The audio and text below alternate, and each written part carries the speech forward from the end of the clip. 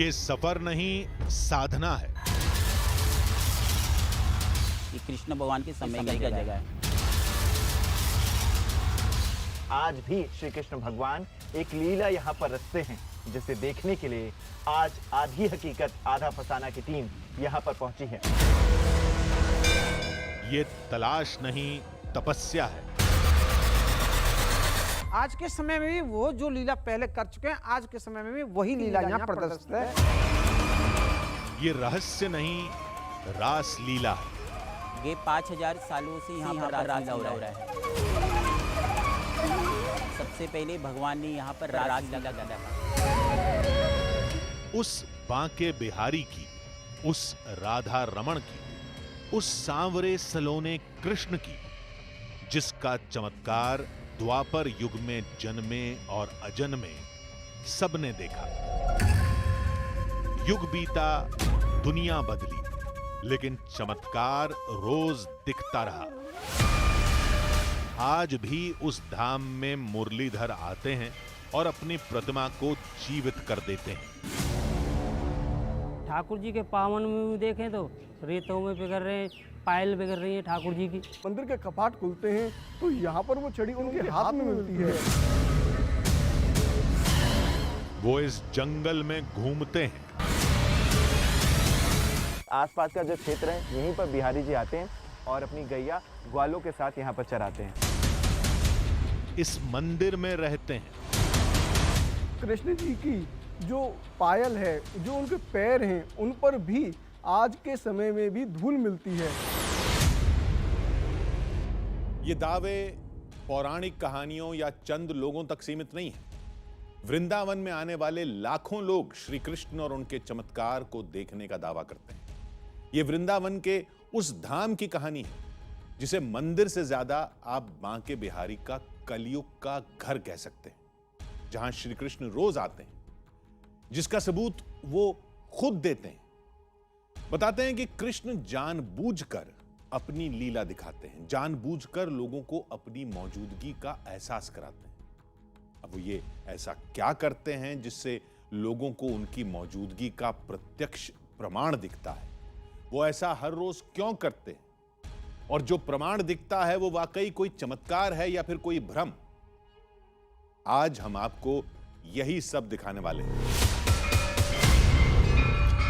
आज आप जो देखने वाले हैं उसका प्रमाण आम भक्त से लेकर सभी सिद्ध गुरु देते हैं। ये भी कहते हैं कि जिसने इस रहस्य को सुलझाने की कोशिश की, यहां तक कि बड़े बड़े साधु महात्माओं ने भी, उन्हें श्री कृष्ण ने रात में अपना अलौकिक रूप दिखाया या ऐसा चमत्कार दिखाया जिसका तेज वो सहन नहीं कर पाए।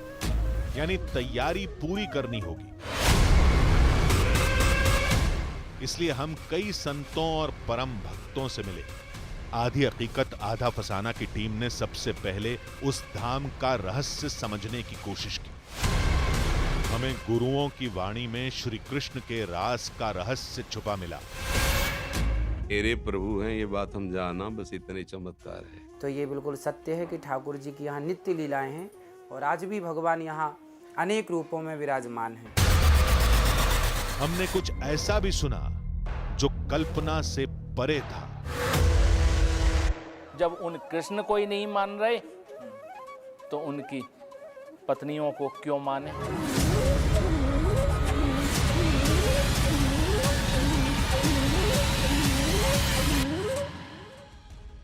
इस बात का अर्थ समझ नहीं आया। पहले आपको इनका परिचय करा देते हैं। ये संत प्रेमानंद के गुरु गोस्वामी मोहित मराल हैं। वो राधा वल्लभ पंथ से हैं, यानी राधा रानी और श्री कृष्ण के परम भक्त। अब ऐसा श्रेष्ठ गुरु, ऐसा अनन्य भक्त खुद कृष्ण के अस्तित्व को क्यों नकार रहा है? ये कैसी भक्ति है? यह समझने के लिए हमें सफर को शुरू से देखना पड़ेगा, वहां से जहां से यह कहानी शुरू होती है, यानी बछवन धाम से। कृष्ण एक, लीलाएं अपार। रूप, रस, रास, रंग और रण। जब जब धर्म को हानि होती है, जब जब अधर्म में वृद्धि होती है, तब तब सत्पुरुषों के उद्धार के लिए, अधर्मियों के विनाश के लिए और धर्म की पुनः स्थापना के लिए मैं ही जन्म लेता हूं। ये प्रत्येक युग में होता आया है और आगे भी ऐसा ही होगा। दुनियादारी के वेग से लेकर भावनाओं के आवेग तक, जहां कोई गिरा वहां उसे कृष्ण और उनकी सीख ने संभाला। क्योंकि दान देने से पूर्व यदि दानी के हाथ कांपे तो उसे दान का पुण्य प्राप्त नहीं हो पाता। द्वापर में दी अपनी उसी सीख को जीवंत रखने के लिए अपने भक्तों को भक्ति में आसक्त होकर माया से अनारक्त रखने का नाम ही कृष्ण है। और शायद इसलिए वो आज भी आते हैं। वृंदावन में गुरुओं की सीख उन्हीं के शब्द हैं जो हमारे लड़खड़ाते कदमों के लिए एक सीधी लकीर खींचते हैं। अगर आप हमसे पूछते हो कि आपको क्या चमत्कार मिला, तो मेरे प्रभु हैं ये बात हम जाना, बस इतने चमत्कार है। मेरे मालिक हैं, मेरे ठाकुर हैं, मेरे प्राण हैं, मेरे जीवन है, मेरी आत्मा है। यही चमत्कार हुआ कि उन्हें जो मैं मेरा शरीर और संसार में लगा था उसको हटा के अपने में लगा दिया। ये चमत्कार कर दिया, इसके आगे हम और नहीं जानते। चमत्कार और तो सब मायाकृत चमत्कार है, साधु का चमत्कार है। प्रभु के सिवा कोई रह ही नहीं गया, ना बाहर न भीतर। लीलाधर की लीला कौन समझे, लेकिन जो प्रत्यक्ष दिख रहा है उसे छोड़ भी कैसे देते। उसी बंसी वाले के सबसे बड़े रहस्य को सुलझाने हम बचवन धाम की ओर चल दिए।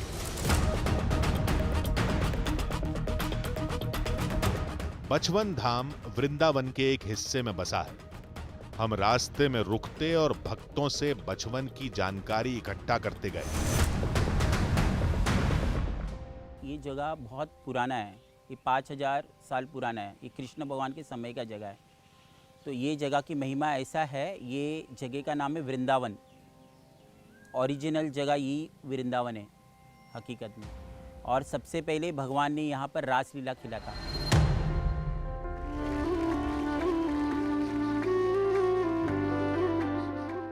भगवान ने 6 महीने तक यहाँ लगातार रासलीला खेला था अष्टसखियों के साथ। और जितने सखी थे सबके साथ भगवान एक एक अपना रूप धारण किए थे। तो अभी भी यहाँ पर रासलीला होता है।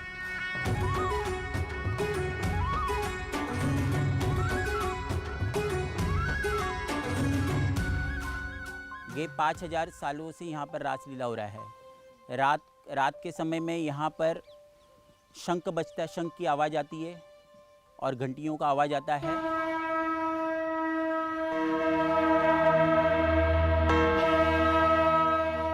हर दिन बलराम जी यहाँ पर आते हैं इस मंदिर के यहाँ। कुछ समय के लिए उनको रासलीला का दर्शन होता है। अभी भी बलराम जी यहाँ पर आते हैं और अभी भी यहाँ पर रासलीला होता है। यहाँ पर ये राधिका शरण बाबा जी का एक समाधि है। अभी उन्होंने समाधि ले लिया है, राधिका दास महाराज जी। तो उन्होंने साक्षात यहाँ रासलीला खेलते हुए देखा। 500 साल पहले की बात है। उसके बाद उन्होंने समाधि ले लिया। आज के समय में भी वो जो लीला पहले कर चुके हैं, आज के समय में भी वही लीला यहाँ प्रदर्शित है। जो भगवान भोग ग्वाल वालों के बीच में भोग लगाते, वही आज भी आते ठाकुर। आज भी ठाकुर आते हैं अपने विग्रह में।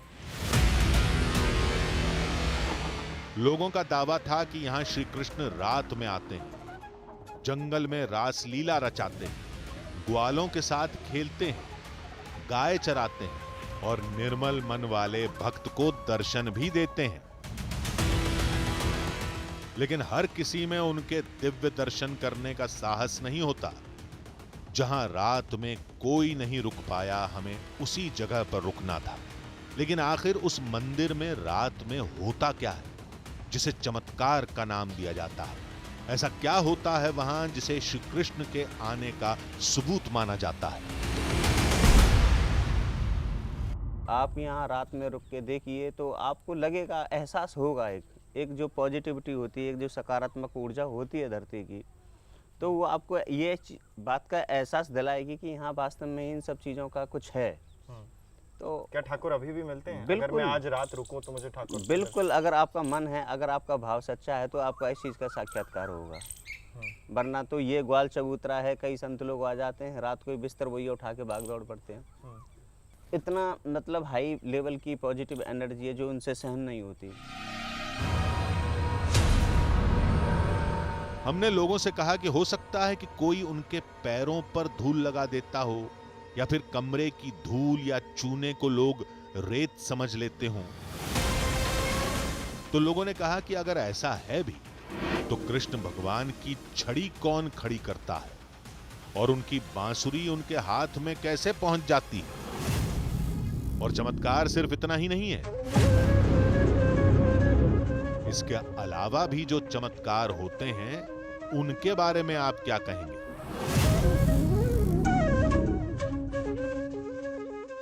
ठाकुर जी की हम ऐसे छड़ी रखे जाते हैं तो हम शयन कराते हैं ठाकुर जी को। शयन कराने के बाद ठाकुर जी जमुना में भ्रमण करते हैं, पास में जमुना जी है। तो वो ठाकुर जब आते हैं तो ठाकुर जी कुछ रजे पैरों से लगी हुई और वो छड़ी होती है, वो छड़ी की छड़ी खड़ी रहती है, क्योंकि हम तो सब शयन करा के जाते हैं। हर बात के साथ हमारी उत्सुकता बढ़ती जा रही थी। हमने गाड़ी की रफ्तार बढ़ाई और थोड़ी देर के बाद आधी हकीकत आधा फसाना की टीम बचवन धाम के सामने थी।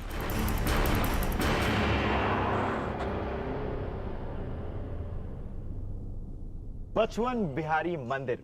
फाइनली हम उस मंदिर में पहुंच गए हैं जिस मंदिर की तलाश में हम दिल्ली से मथुरा आए थे, यानी कि बचवन मंदिर। बचवन मंदिर इसे इसलिए कहा जाता है क्योंकि ठाकुर जी यानी कि श्री कृष्ण भगवान ने यहाँ पर लीला रची थी, जहां पर उनके बछड़े जो थे वो गायब हो गए थे। लीला उन्होंने तब रची थी, लेकिन आज भी श्री कृष्ण भगवान एक लीला यहाँ पर रचते हैं, जिसे देखने के लिए आज आधी हकीकत आधा फसाना की टीम यहाँ पर पहुंची है। तो चलिए देखते हैं कि आखिर वो लीला कौन सी है। जीर्णोद्धार के रंग रोगन ने मंदिर को नया रूप तो दे दिया था, लेकिन इस जगह का नाता हजारों साल से श्री कृष्ण की लीला से, जिसकी वजह से इस धाम का नाम पड़ा है।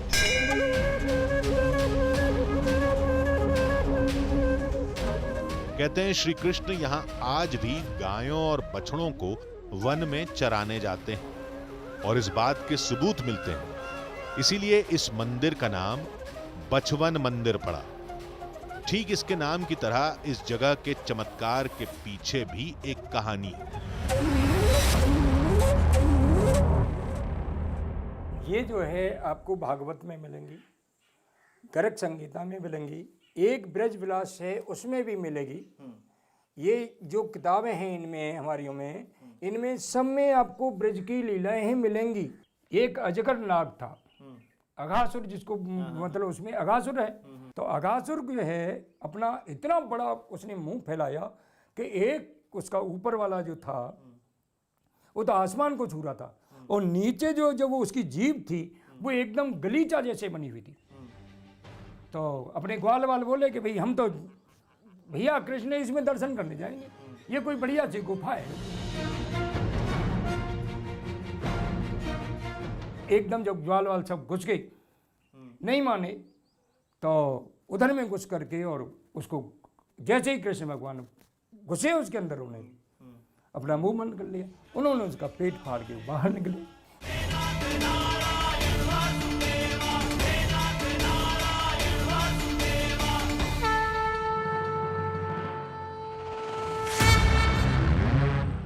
गर्ग संहिता के मुताबिक अघासुर के वध के बाद श्री कृष्ण को भूख लगी और उन्होंने अपने साथियों को बुलाया और कहा, खाना कहाँ है? बोला लाओ अपना अपना छींका, छींका बोलते हैं, छींका लाओ, बोला अपना अपना, तो अपना अपना खाना लेके आए। तो इसमें जो मधुमंगल था वो सबसे गरीब था। मधुमंगल के घर की जो छाछ थी उसको लेके आए।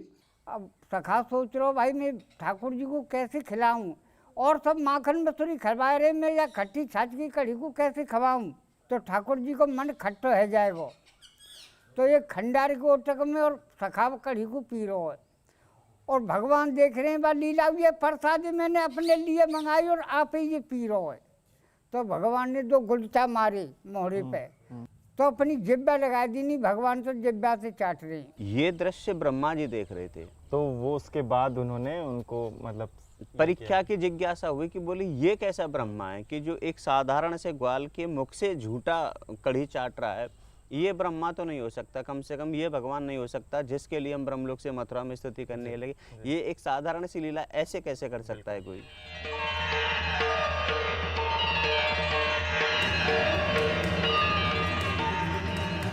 कहानी के मुताबिक ब्रह्मा जी श्री कृष्ण की परीक्षा लेने का निर्णय लेते हैं।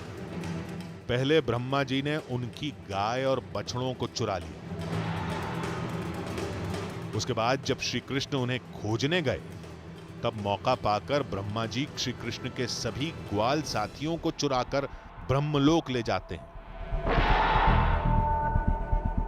लेकिन ये बात श्री कृष्ण जान जाते हैं। इतने में जो कृष्ण जी हैं वो अपने शरीर से अनेकों जो ग्वाल वाल निकालते हैं। तो वो 1 साल तक वो लीला चलती रही। अब 1 साल बाद ब्रह्मा सुरो देखो ब्रज में क्या है रो, कोई देखने वारो नहीं आयो, ना कोई गैयन वार आयो, ना कोई बछड़न वार आयो, देखो ब्रज में तो क्या है रो। तो भगवान की तो वही लीला चल रही है, गैया बछड़ा चल रहे हैं, ग्वाल मंडल खेल कूद रहो है। अब ब्रह्मा सोच रहे जन्ने तो माँ छोड़ के आयो, यहाँ कैसे आएगी। तो ब्रह्मा जी कब यहाँ जाए कब माँ जाए, तो बड़े चक्कर में पड़ गए। फिर ब्रह्मा जी ने अपनी दिव्य दृष्टि से देखा और उन्हें हकीकत का पता चला। उसके बाद ब्रह्मा जी ने कृष्ण भगवान से माफी मांगी। ठाकुर जी ने उनको माफ नहीं करा कि तुमने घोर अपराध किया मेरे साथ में। फिर इन्हें की राधा जी के छोटे स्वरूप में और इनने भी छोटो बाल स्वरूप लेके इनको बाल विवाह किया है। इनकी राधा जी के संग भावर डाली हैं, तब जाके भगवान खुश हुए। तब भगवान कही तथास्तु, तब भगवान ने माफ किया है। आज भी कृष्ण भगवान को मनाने के लिए उपासक पहले राधा रानी को मनाते हैं। प्रभु सदैव जैसे कोई ऋणी होकर के ऋणदाता की तरफ देखता है कि मैं इसका धन लिया हूं और इसके बदले में कुछ दे नहीं सकता, इसलिए मैं ऋणी हूं, तो वो दैन्य रहता है। ऐसे प्रभु राधा उपासक के सामने दैन्य रहते हैं। प्रभु उसके सारे अपराध नष्ट कर देते हैं कि राधा नाम के बदले में क्या दे। तो प्रभु अपने को ऋणी कहावे। अब उस ऋण को चुकाने के लिए उसे अखंड वृंदावन वास दे देते हैं। कहते हैं श्री कृष्ण की वो लीला आज भी जारी है। कहानी के मुताबिक मंदिर बंद होने के बाद मूर्ति जागृत हो जाती है। पुजारी की दूर रखी छड़ी और बांसुरी को उठाकर कन्हैया जंगल चले जाते हैं और वहां अपनी गाय और बछड़ों को चराते हैं। वहां रास रचाते हैं, सुबह होने तक लौट आते हैं। इसीलिए उनकी बंसी और छड़ी प्रतिमा के पास मिलती है और पैरों पर तटकी रेत मिलती है। बचवन मंदिर के गर्भगृह में आप देख सकते हैं कि श्री कृष्ण और श्री राधा का जो विग्रह है वो आपको साफ तौर पर दिखाई देगा।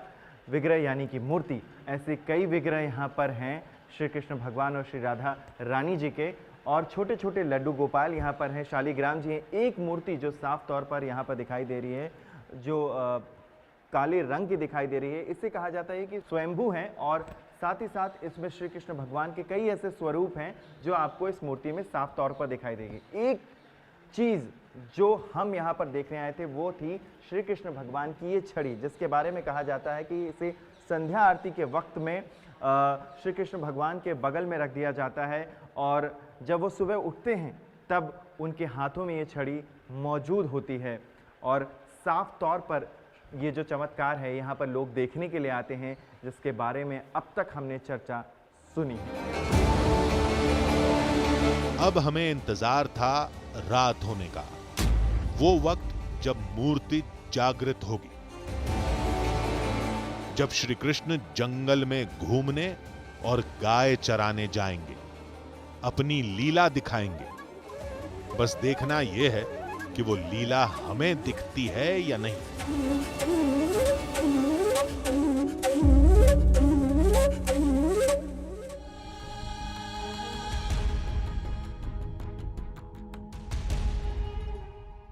आधी हकीकत आधा फसाना। हमारे सामने 3 सवाल थे।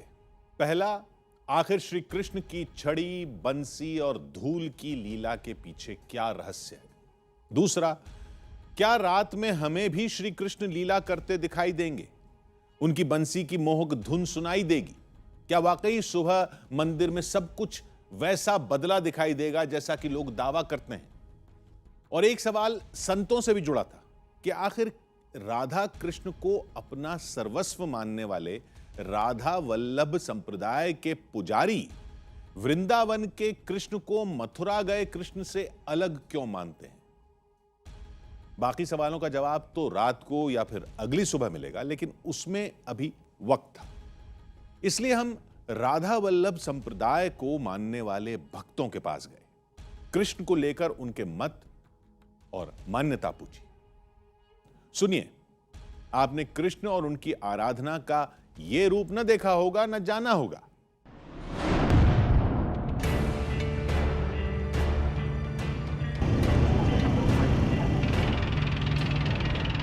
आधी हकीकत आधा फसाना की टीम राधा वल्लभ संप्रदाय के पुजारी के पास गई और उनसे यह रहस्य समझने की कोशिश की। हमारा सवाल था कि आखिर मथुरा के कृष्ण और वृंदावन के कृष्ण अलग अलग कब और कैसे हो गए? अब जहाँ देखेंगे इनके 2 रूप दिखेंगे। यहाँ ब्रज में, ब्रज में जो है इनका ये मूल रूप से ब्रज में है। इन्हीं का एक अंश गया है मथुरा और द्वारिका और ये सारी लीलाएं करी। और जो बाण लगा वो 125 वर्ष की आयु बताई गई है। क्या कृष्ण 125 वर्ष के ही रहे, उससे पहले या बाद में? यहाँ विशुद्ध केवल एकमात्र जो पूर्णतम श्री कृष्ण है उनकी उपासना है। यहाँ ना रुक्मणी ना 16,108, यहाँ केवल राधा और कृष्ण।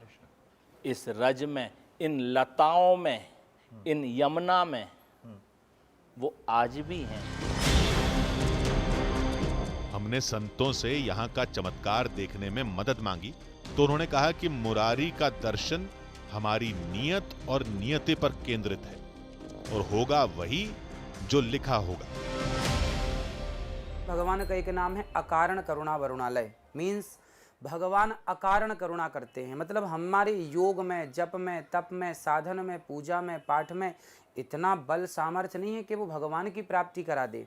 लाखों लोग रोज आते हैं वृंदावन ब्रज 84 मंडल कोश, लेकिन लाखों लोगों में कभी किसी एक को जो शायद इस भाव से भी ना आया हो कि मुझे दर्शन होगा, उस अकारण करुणा करके उसको दर्शन देकर कृतार्थ कर देते हैं। लोगों का दावा था कि श्री कृष्ण छड़ी और बंसी को उठाते हैं, जंगल में जाते हैं, लेकिन ऐसा होता है या नहीं, और होता है तो छड़ी और बांसुरी कान्हा उठाते हैं या कोई और, ये हम रात में देखेंगे। उसके लिए हमें मंदिर के हर कोने पर नजर रखनी होगी। लिहाजा हमने मंदिर के हर हिस्से में आने जाने के रास्ते को देखना और समझना शुरू किया।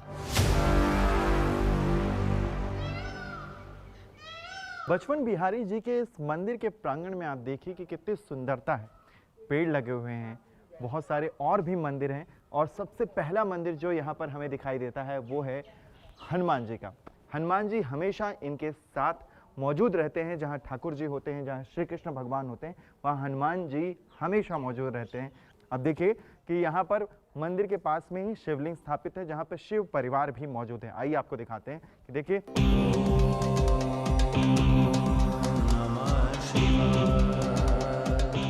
शिव भगवान का परिवार यहाँ पर है, शिवलिंग यहाँ पर स्थापित है। एक चीज जो यहाँ पर सबसे नोटिस करने वाली है वो है ये चरण चिन्ह। ये देखिए, ये जो चरण चिन्ह है, ये बताया जाता है कि ये ठाकुर जी के चरण चिन्ह है।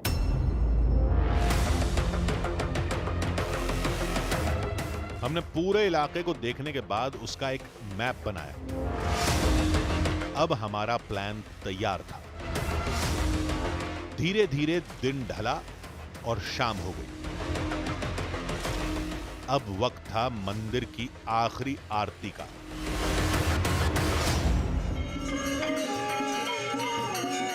थोड़ी देर में आरती शुरू हो गई। पूरा मंदिर घंटे और घड़ियाल की आवाज से गूंज उठा।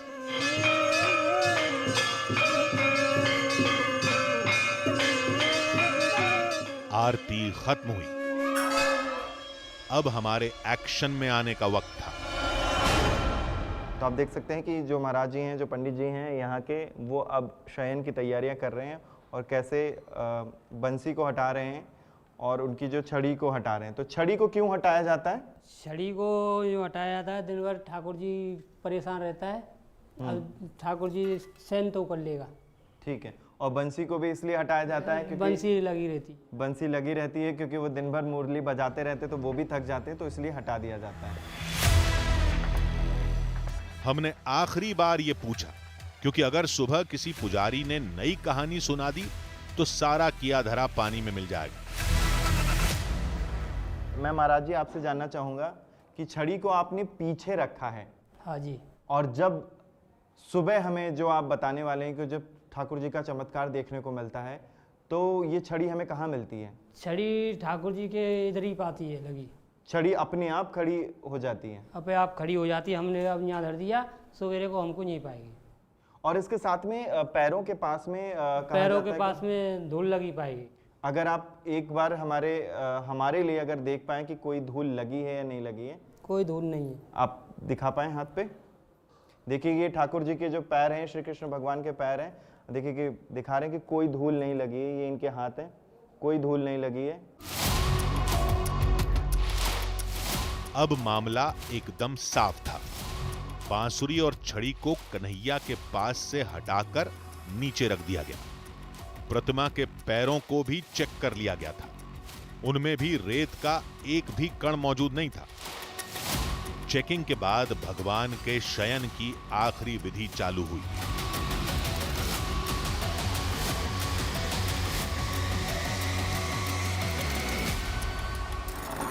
क्या मंदिर में कोई ताला भी लगाया जाता है? ताला नहीं लगाया। कोई ताला नहीं लगाया जा सकता। आप देख सकते हैं कि यहाँ पर मंदिर के जो पट हैं उसे अब बंद कर दिया गया है, एक कड़ी लगा दी गई है और यहाँ पर कोई सीसीटीवी कैमरा नहीं है। पूरा मंदिर खुला रहता है सिवाय इस कड़ी के।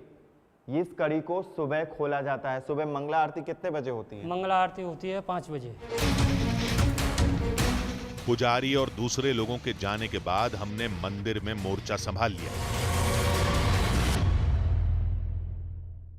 तो इस वक्त अब हम मंदिर से बाहर आ रहे हैं और आज ये रात हमें यहीं इस मंदिर में गुजारनी होगी, ये जानने के लिए कि क्या सुबह ऐसा कोई चमत्कार वचवन मंदिर में होता है या नहीं होता है। उसके लिए हमें यहाँ पर रुकना होगा और आज हम इस खुले आसमान में अपनी रात को गुजारेंगे और सुबह का इंतज़ार करेंगे। सुबह का इंतज़ार इसलिए क्योंकि हमें वो सब कुछ देखना है जिस कहानी के बारे में अब तक यहाँ पर हमने सुना है, अपनी आँखों के सामने देखना है। लेकिन हम जगे रहेंगे क्योंकि ऐसा कोई हो सकता है, ऐसी कहानी हो सकती है कि कोई मंदिर के अंदर जाता हो, लेकिन इसके लिए हम यहाँ पर पहरेदारी करेंगे, जिसके लिए हम यहाँ पर जगेंगे सुबह तक। आधी हकीकत आधा फसाना की टीम से कहा गया था कि गर्भगृह में दाखिल होने का यही एक दरवाजा था। फिर भी हम कोई चूक नहीं होने देना चाहते थे, इसलिए हमने उसके चारों ओर से घूमकर जांच की। रात हो चुकी है और इस वक्त में आप देख सकते हैं कि मंदिर के पट बंद हैं, लेकिन हम एक कोशिश कर रहे हैं कि क्या आसपास ऐसा कोई दरवाज़ा है जो मंदिर के भीतर जाने का हो सकता है। तो चलिए हम आपको दिखाते हैं कि अब देखिए, आपने मंदिर का फ्रंट गेट देख लिया। अब मंदिर के यहाँ पे आप बैक गेट पे देखेंगे कि यहाँ पर कोई भी ऐसी इस गलियारे में ऐसी कोई जगह नहीं दिखाई दे रही है जो मंदिर के भीतर जाने की हो। अब देखिए, यहाँ पर लोगों ने स्वास्तिक बनाए हुए हैं। यहाँ पर कोई ऐसा दरवाज़ा नहीं है, कोई ऐसी चीज़ नहीं है, ना कोई खिड़की है। आप देखिए, कोई भी ऐसी खिड़की भी नहीं है जहाँ से कोई मंदिर के भीतर जा सकता हो। ये बात हम इसलिए कह रहे हैं कि एक गुंजाइश रहती है कि मंदिर के अंदर कोई पुजारी या पंडित जाता हो और वो भगवान जी की छड़ी वहाँ पर फिर से रखता हो, लेकिन आप देखिए कि इस मंदिर में सिवाय इस मुख्य दरवाजे के यहाँ पर कोई भी दरवाज़ा नहीं है, और जो दरवाज़ा अभी इस वक्त शयन के बाद बंद कर दिया गया है।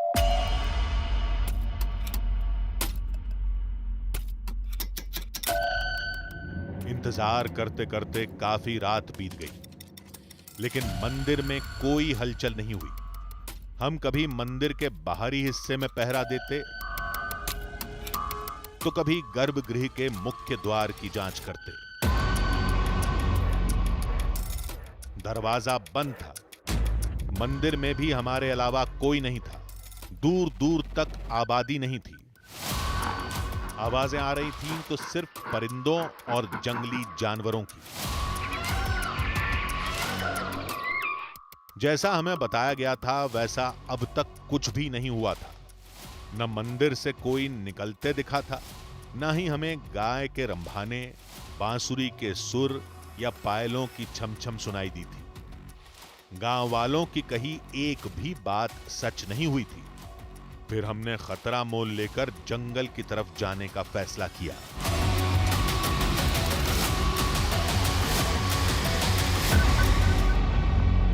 बचपन बिहारी जी के मंदिर के पास आप देख सकते हैं कि घने जंगल हैं और साथ ही खेत बहुत सारे हैं, और कहा जाता है, ऐसी मान्यता भी है कि यहाँ बिहारी जी आते हैं और रात में अपनी गैया चराते हैं, जिसकी वजह से उनके पैरों में यहाँ की रज लग जाती है। यहीं के पास यमुना जी भी बहती हैं और आसपास ये जो खेत हैं उनके क्षेत्रफल जो है वो बहुत बड़ा है।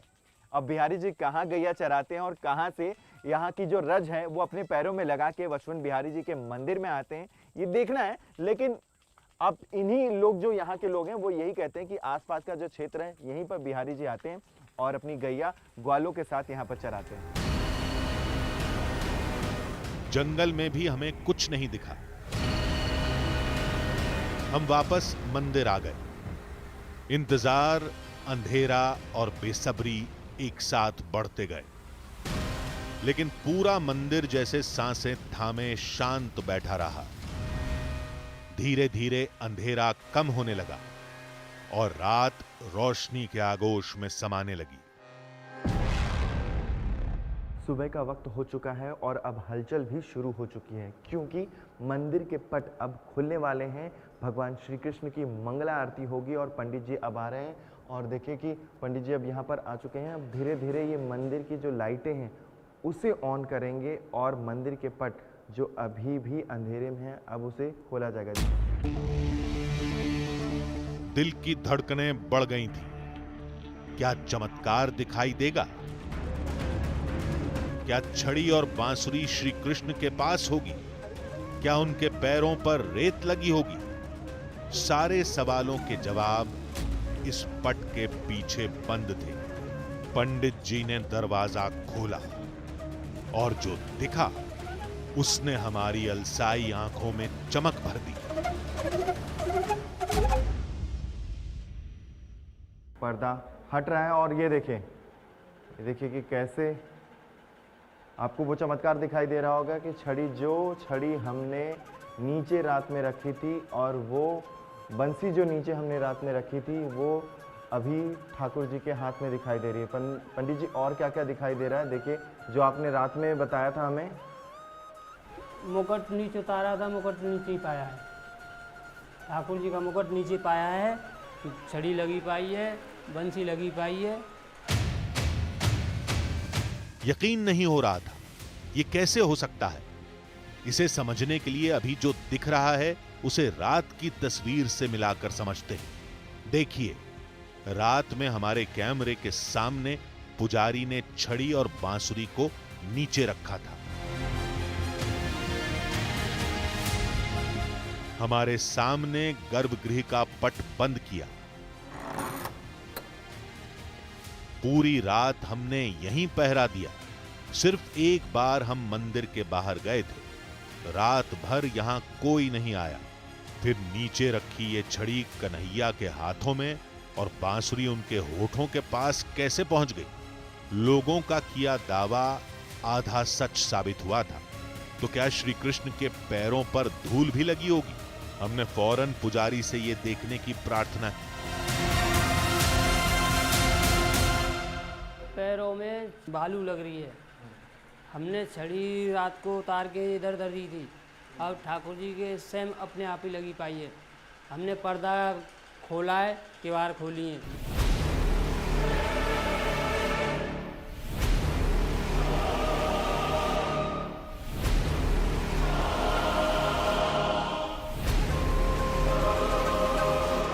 ये दावा भी सच निकला।